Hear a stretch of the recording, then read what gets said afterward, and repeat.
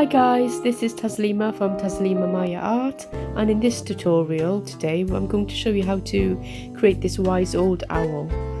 It is a temporary tattoo on a swipe paw canvas, and to begin with, as you can see there, I laid down my base coat, and I'm using the Shelley art formula or recipe for my colours, and I picked out some colours which are very similar to the tattoo that you just saw. And put in my pouring medium, mixed it up. As I'm in the UK, I can only get UK products, so my pouring medium here was the Valspar V700 wooden metal gloss base C paint, mixed in with Jo Sonja varnish at a 3:1 ratio, and I mixed that in with my tube paints at around a 3:1 ratio. Depending on how thick the tube paints were, as each one differed a little, so depending on that. Okay, so what I did next was I then layered each of my colours onto the base paint there that you can see. As this was a swipe paw, I laid them in circular lines, and I used wet tissue paper dipped in the cell activator to drag over the colours, as you can see. I then cut out my owl tattoo and used the negative part of the tattoo there to try and figure out where it was going to sit on the canvas. This was obviously once it was all dry, and then I just added a bit of white to make sure that the owl would blend in with the background paw as best as it possibly could without too much overlap with the paw. And then I, as you can see, got the owl tattoo there all cut out, removed the transparent film across the top, and then placed it onto the dry canvas.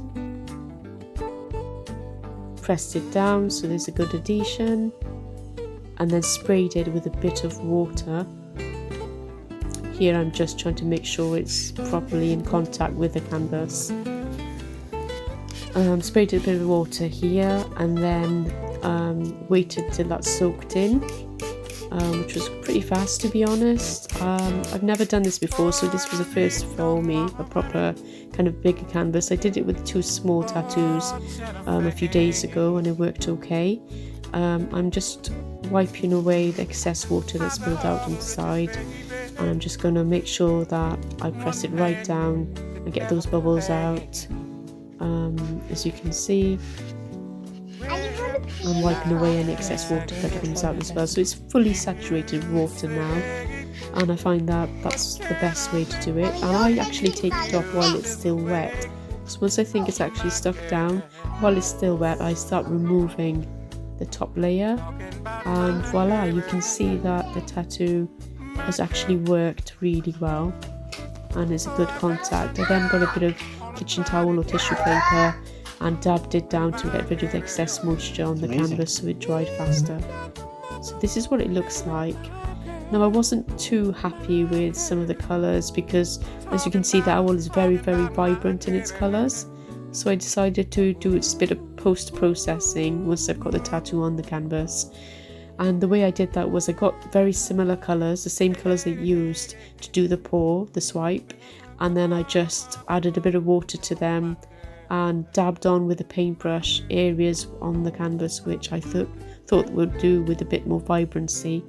I added a bit of yellow here and there, as you can see, a bit of green in each of one of those colours to try and make the background almost as vibrant as the foreground. And the end result was actually really, really nice. It's something I'm really quite happy with, but it did take a fair bit more work than I expected it to. Now, the reason my swipe paw wasn't as good as I thought it would be is because I actually ran out of paints. I hadn't mixed enough of my colours, and then when I put it onto the white base coat, I realised that quite quickly. So with the swipe, there wasn't enough colour really to be spread out on a canvas of this size. So a lesson learned for next time: mix some more colours and probably thin them out a little bit as well. Here I'm just adding a bit of green, as you can see, to the background to try and make it look better, and I'm smudging it in with my fingers. Okay. As you can see from parts of the video, I did speed it up a little bit so you're not waiting around too long to find out what this technique is all about. And here is the finished result. I'm really happy with it. I hope you like it too. Please leave any comments you have or questions you have underneath the video, and like and subscribe for more. See you later. Bye.